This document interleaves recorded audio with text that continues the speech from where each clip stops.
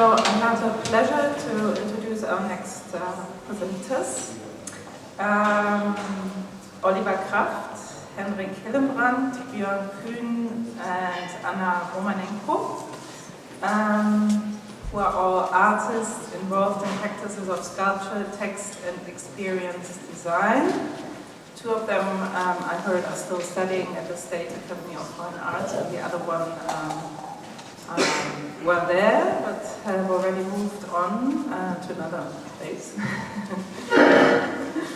And they find junctions to different environments through practices like breathing, diving, toasting, guiding, or computing.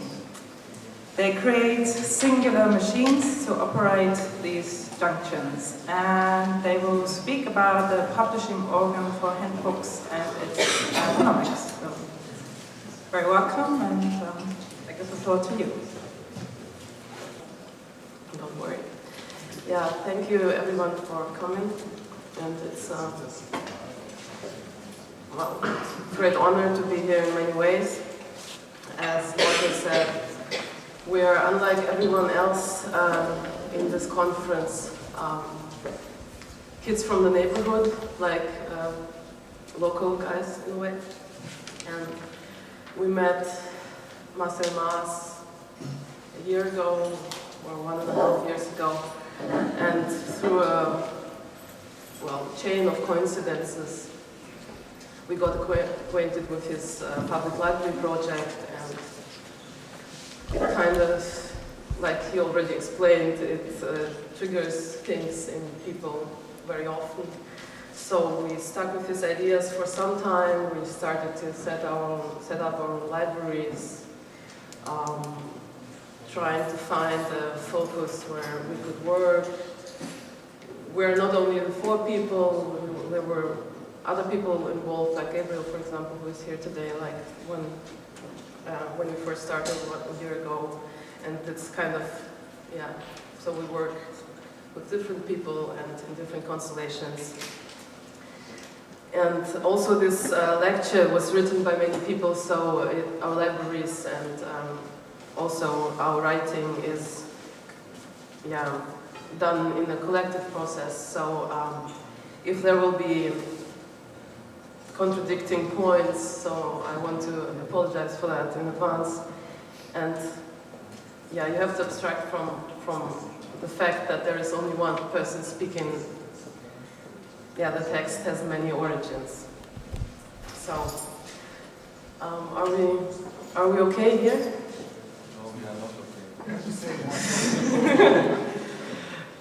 You have to go on with repeat your names. Okay, I can do some more entertainment. But you only have just a website, so you need only a website. Any computer will do. Any computer will do. Oh, it's a ThinkPad problem now. For sure. I heard that. Well, we can do that later, anyway.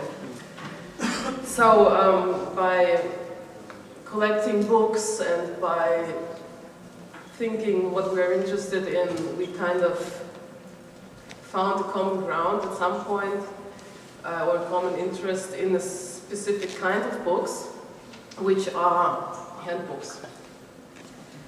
Handbooks, manuals, they come in different shapes, they come as step-by-steps, as tutorials and stuff, and also different kinds of literature which we call handbooks. Here we go. So at some point we started not only collect handbooks but also write handbooks or collaborate with people who were interested also in writing handbooks. And it's a very new project, and we're still setting up. The Verlag für Handbücher, German name, publishing organ for handbooks in English. So, the exceptional urgency to engage with handbooks and publish them has many sources. The primary reason, however, is that they are, well, maybe tempting in many ways. Handbooks are tempting. The interest in handbooks can quickly raise eyebrows out of many reasons. The combination of these reasons, however, does make up the handbook's precedence. First of all, handbooks are banal.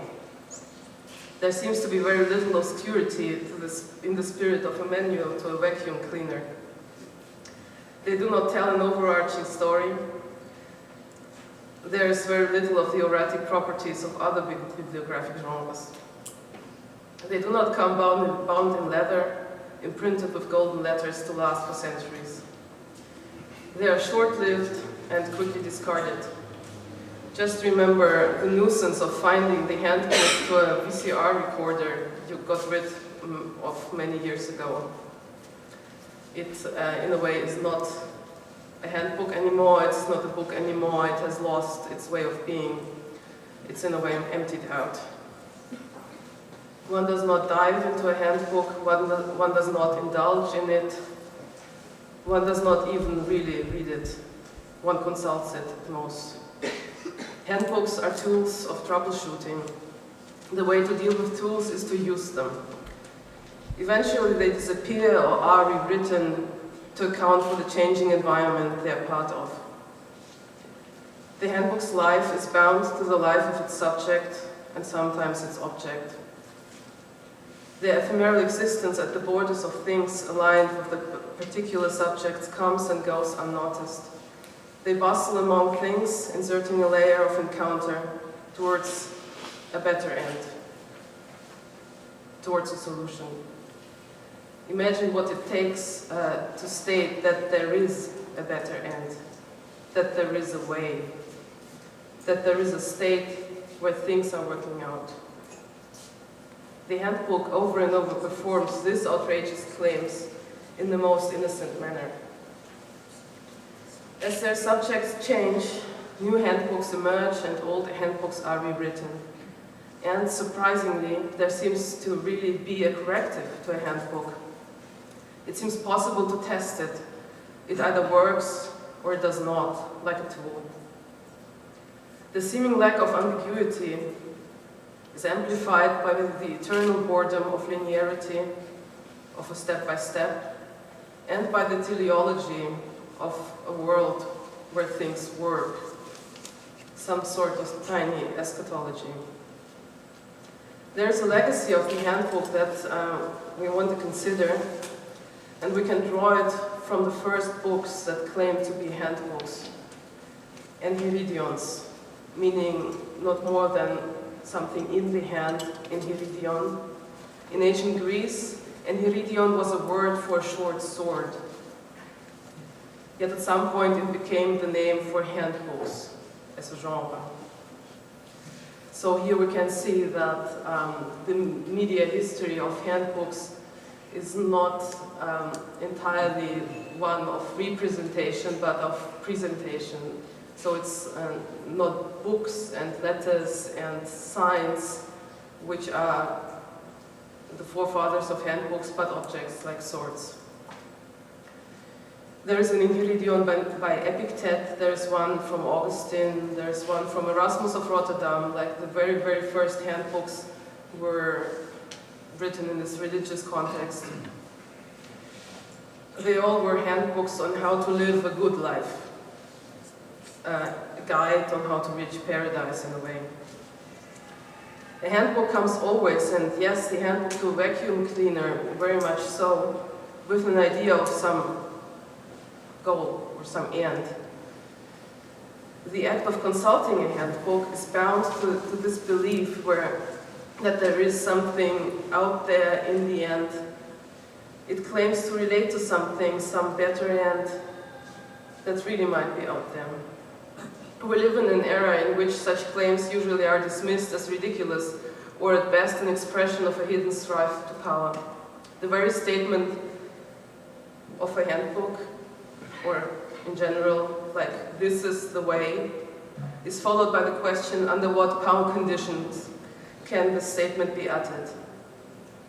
What we get instead is a multitude of ways, a multitude of perspectives, or, as it is fashionable to put it, of narratives. Not only literature, but also politics, religion, science. They are all different narrative stories we are telling ourselves about ourselves. And the ultimate goal of ethics is to guarantee the neutral space in which this multitude of narratives can peacefully coexist, in which everyone will have the right and possibility to tell their story. Yet the handbook claims that there is one way for the refrigerator to work again, one way to end the fire, one way to deploy a pump, one way to start a car, one way to end a class struggle. In that it is not ambiguous, not ungraspable, not incommensurable, and not the matter of a point of view. As if there really was something to hold on to in the world out there and a way to change things. This makes handbooks a piece of circumstantial evidence for the structural possibility of change as such. How do handbooks live up to this promise? Partly through a conspiracy they are involved in with the things they lean onto, like the sword or the vacuum cleaner. There is a very strong connex between the handbook and its object. As a discarded VCR recorder significantly influences the ontological status of its supplementary handbook, the handbook in its turn retroacts onto its subject.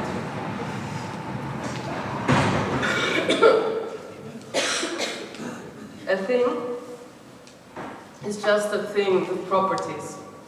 A thing with a handbook becomes a tool with capacities. Be it refrigerator, sculpture, or social circumstance, aligned with a handbook, it becomes transformable, reworkable, usable. The handbook creates a portal to enter into its singular workings, itself remaining in flux. It follows up on Walter Benjamin's reminder that it is not enough to ask how a certain theory or art declares itself to stay in with regard to social struggles. One should ask how it effectively functions in these very struggles. So welcome to the publishing organ for handbooks. Welcome to its ergonomics. With the vocabulary of the handbook, in the struggle becomes in the workflows. Ergonomics are the means to deal with the operationality of an environment. Ergon and its nomoi, the laws of work. They envision a surrounding to be mechanistic, to have things in interplay.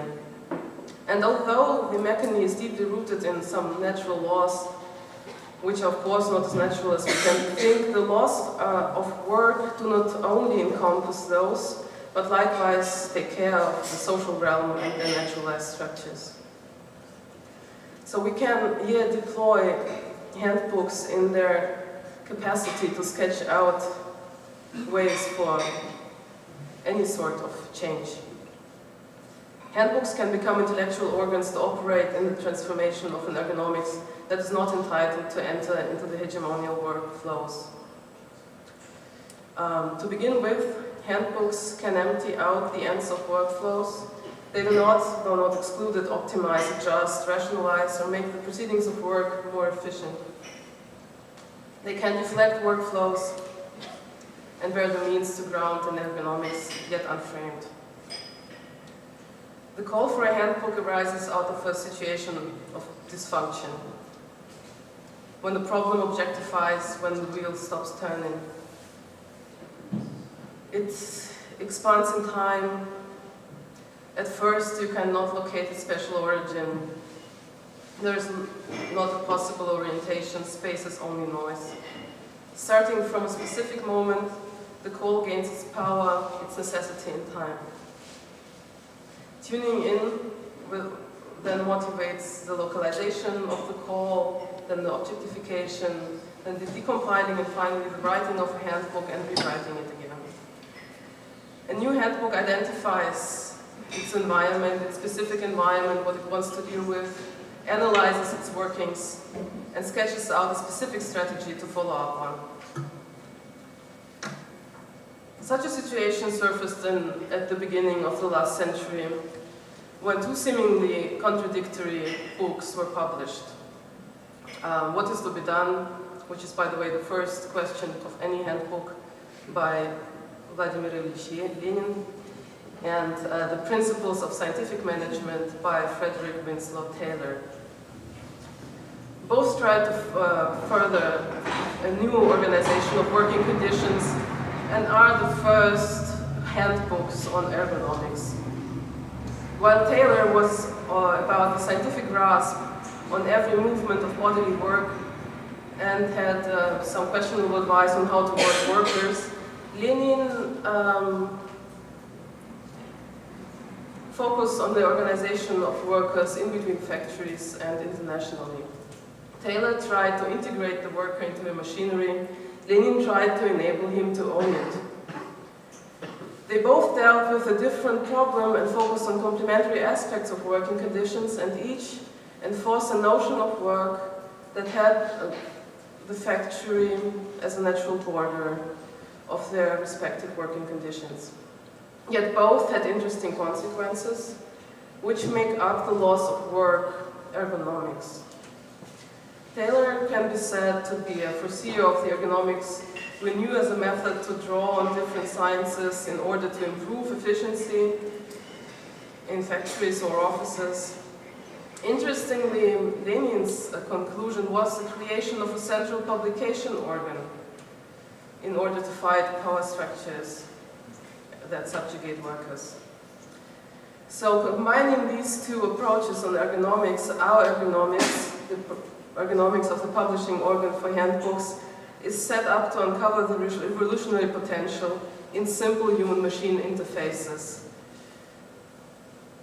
that are located in the use of any object, and reorganize the existing ergonomics of the body of work that needs to be done. Here we are in the middle of the retribution of things by distribution of handbooks.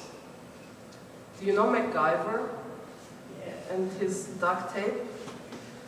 So this very item is the key to cope with the most hopeless situation and fits the survivalist fantasy of finding oneself alone against all evil. He's a living handbook and has the omnipotent item that can fix the world. In case you're not familiar with MacGyver, just think of a boy whose most cherished personal possession was a large survival knife. The handle containing a compass, a sack of powder to disinfect water, a fishing hook and line, and other similar items, totally useless in our social reality, but perfectly fitting the fantasy of finding oneself alone in wild nature. There are many more things like that. The knife advances from a singular to the universal machine in the imagination, in the fantasy of the boy. There is a promise of the possibility to overcome death enclosed in such functional items. They stand in line with amulets and relics, but also with high-tech design, high-tech architecture, and most evidently with computers. Sometimes social struggles can be seen as an issue of functional design. In 1967, the architect Buckminster Fuller published Operating Manual for Spaceship Earth, obviously a handbook. As a designer, Buckminster Fuller has a fascination for the interplay of things, for the inner workings of environments. The title of his handbook is programmatic, Grasping Earth as a Spaceship Waiting to be Re-Engineered. Operating Manual for Spaceship Earth, like What is to be Done, deals with the field of work as key to transformation. Fuller grounds his diagnosis concerning the organization of work on a tale of the history of man. He speaks of long-gone, powerful, great pirates reigning over the world, over the rest of the population. Their power came from their ability to think and act comprehensively, as to say, in terms of the world. To protect themselves and secure their power, they had to ensure that they were the only ones to possess the skill of comprehensiveness.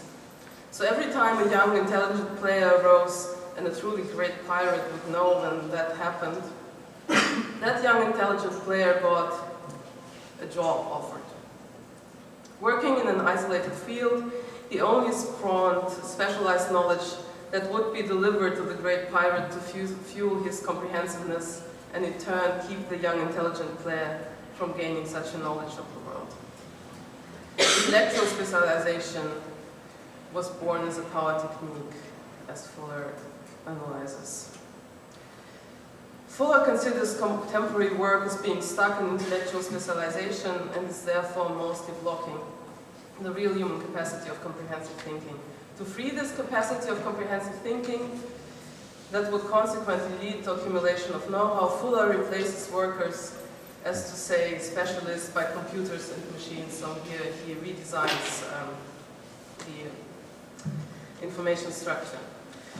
Thus man's disabled capacity of comprehensive thinking is reactivated.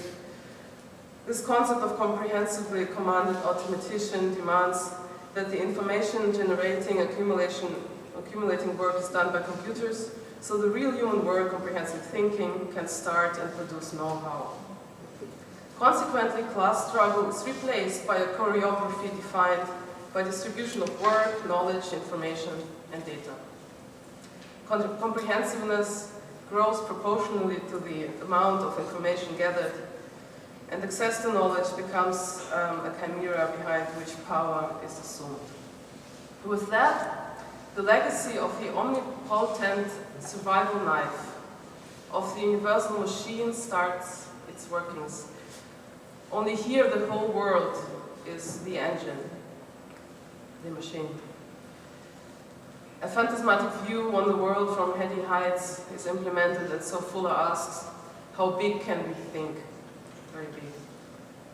The leap of faith that is necessary to envision the solution of all evil through a universal machine is embodied in this figure of comprehensiveness. This comprehensiveness is the same trust which the boy lays into the knife. Comprehensiveness becomes addiction to comprehensiveness, finally resulting in the interplay of world systems, superuser, and comprehensively commanded automatician that actually continually amplifies its performance. One could argue that Fuller rewrote Lenin's handbook, What is to be Done, by offering a seemingly less violent solution to the same problem. Here, class struggle is not solved by incorporating the whole population into the working class, but instead by sketching out the way to elevate the workers to the superior level, letting machines take their place as working class. Rewriting has always been a key feature in the lives of handbooks. There is a vivid example for this in the medieval handbook on agriculture. The Book of Trees and Wine, initially written in Würzburg, not too far from here, by Geoffrey of Franconia, Gottfried von Franken. The handbook contains know-how about trees and wine that does go far beyond what seems to be reasonable or within certain boundaries of normalized usage. In it you find instructions on how to graft different kinds of trees onto another, how to grow fruits in anthropomorphic shapes, how to color the fruits while hanging on the tree, and how to spice them from within. In it you find a fascination for its matters, an engagement and a proximity. However, what is striking about this book lies in something else. When you try to get it from a library, you encounter a problem. Assuming you find the library that has it in its catalog, you never really know what you get. The handwriting was copied all over Europe and throughout centuries. There are versions where people only copied parts of it. A few, especially in France and England, were merged with other knowledge about the matter, and very often you find experiences with recipes or other additions in them on the margins, or even in the body of the text itself. In short, it was continually reworked by its users.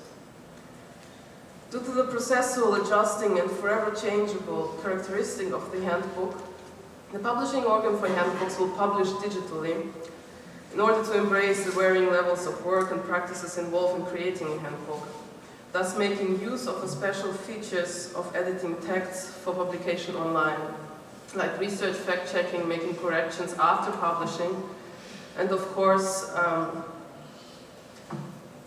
the quality to get modified at any point of time by whoever.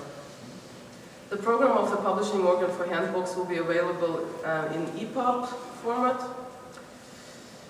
Everything one needs to work in an EPUB as a text editor and a file archive are able to handle the zip format. So the by-handedness and singular ergonomics are open to reconfiguration at any time. Write a handbook or rewrite one. And remember the end, the theological intestines of ergonomics, the leap of faith towards the workings of something, which is lying in the ends of something that works. Keep in mind that repairing a refrigerator with a handbook is the most theological loaded ritual, or if we want to lose religious vocabulary, the most ideologically loaded salute to the belief of the efficacy of things. What is to be done? The first question of any handbook lies next to what shall I do? A handbook is so, in a way, ethical. Well, we launched the publications website, the publishing organ's website last week. You can visit it under Verlag für Handbücher.de, www.verlag-für-handbücher.de. It's a little complicated with all those, especially for Mac users. These letters with the dots are a little strange, but it also comes in English. You can simply use the Sure. So, you want to click through it, maybe? We have, when you click on the Verlag für Handbücher, there is some menu opening. The red. It's a track point. Yeah. When Richard Zappa, who was a professor here in the Academy at some point, first introduced the ThinkPad, he said that the design of the ThinkPad, like the old ThinkPad, which comes like a box, he designed from the design of a cigar box. So he wanted this item to be, well, to signify pleasure. And he also said that good design should be, well, should transport to its users the notion or the connection a child can have to its toy. So the omnipotency of the item is there in good design. Yeah, so that's where the new handbooks will be published. You can enter your email address to get the first whenever they're there. We have some logo, which is just a function in a way.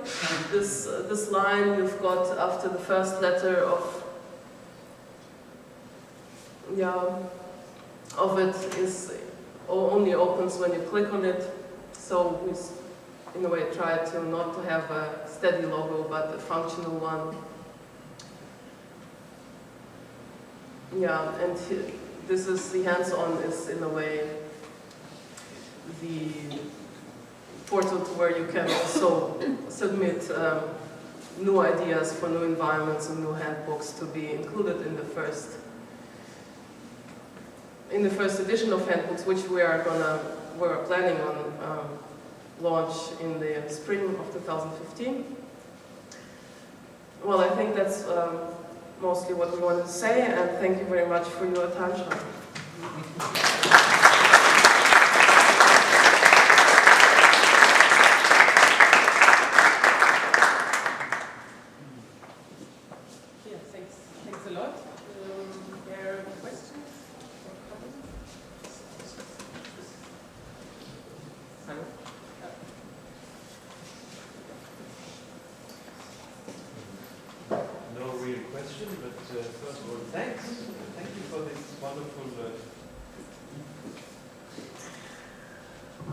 presentation, and listening to you, it was very inspiring, and many things came into my mind.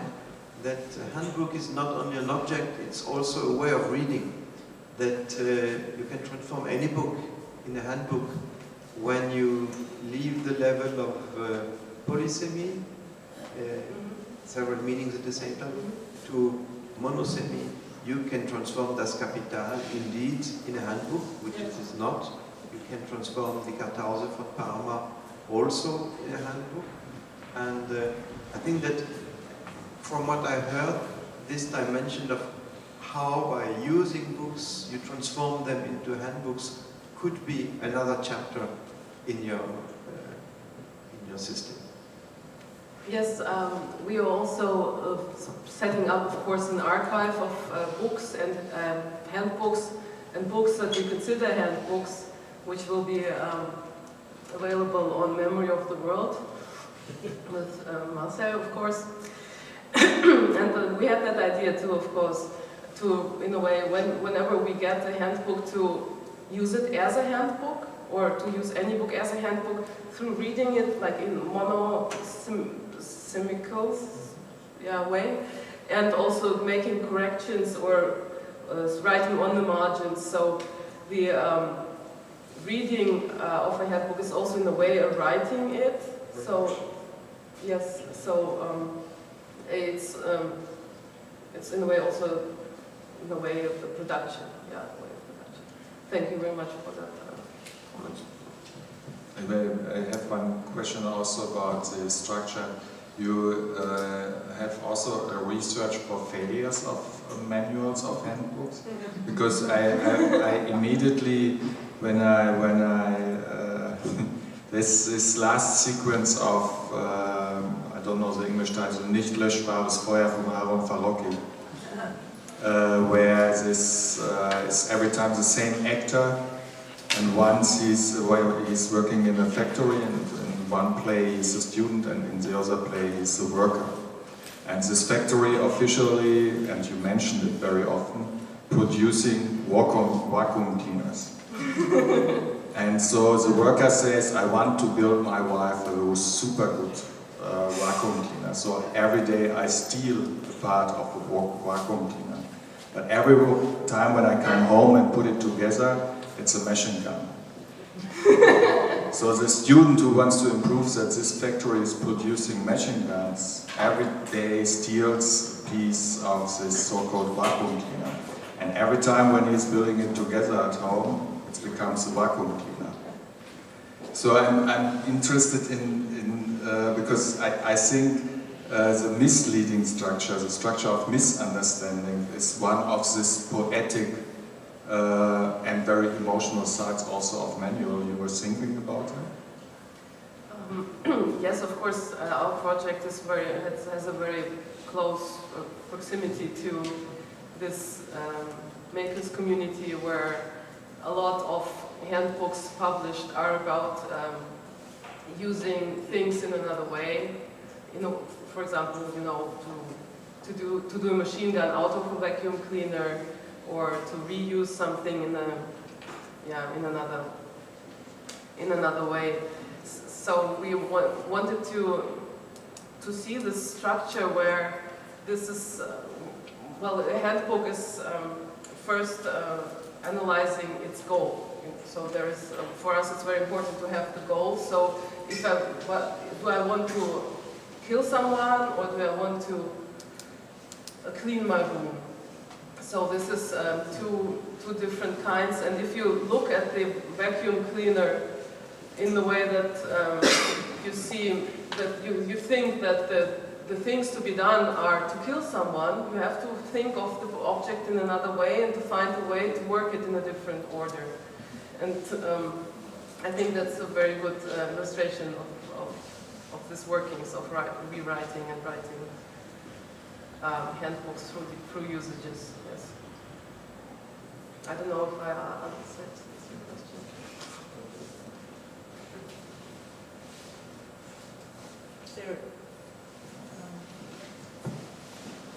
I was just interested in this one line. We are especially interested in accounts of unheard of reenactable experiences expressed in diagrammatic notations.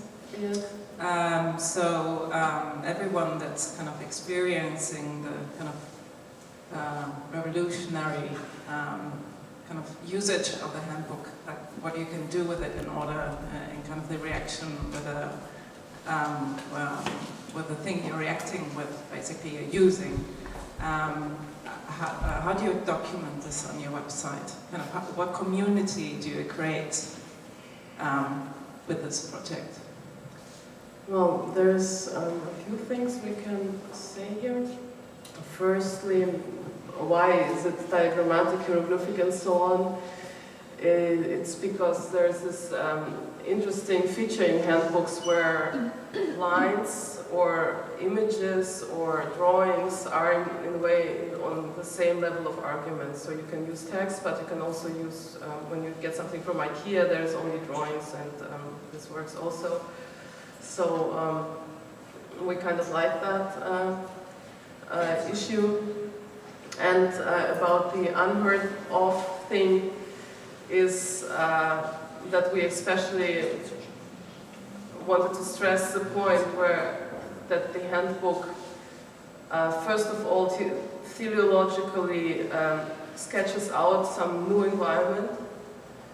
So you first think, okay, what's the field I'm dealing with, and then you sketch out. So it's from, in a way, from the end towards where I am now. And we will see about the community.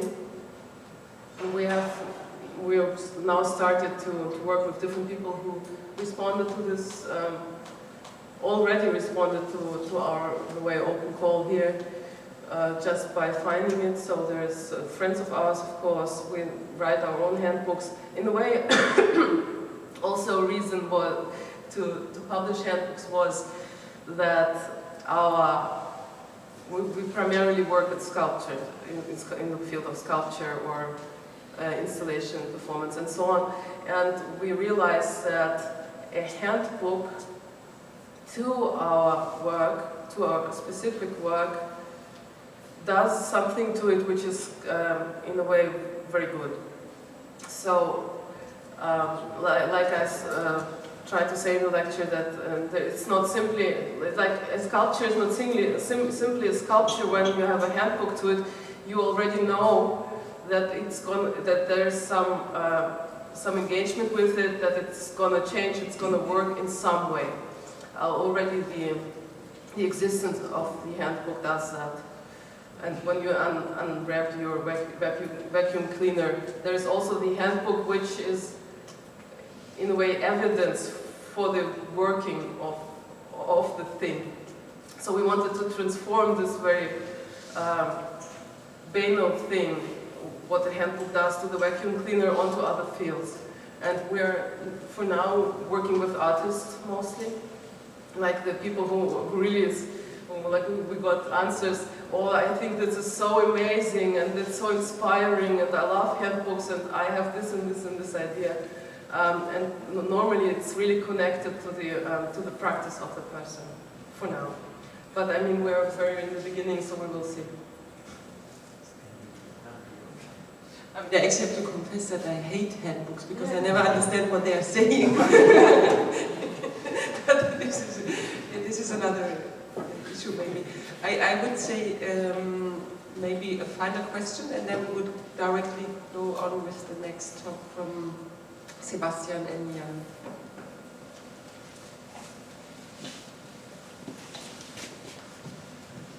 It's just an anecdote I can contribute. It has to do probably with what Iris was saying, that she doesn't understand what handbooks are saying.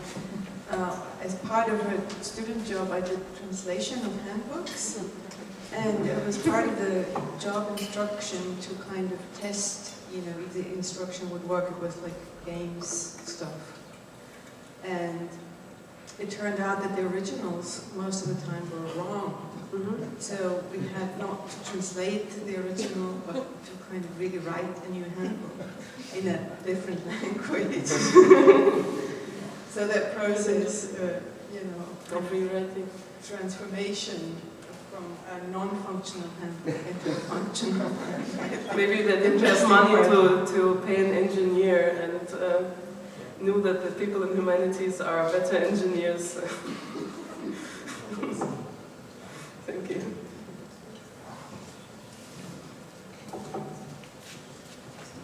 Okay, then I would say at this moment that we are closing here and really without any... Yeah, thanks.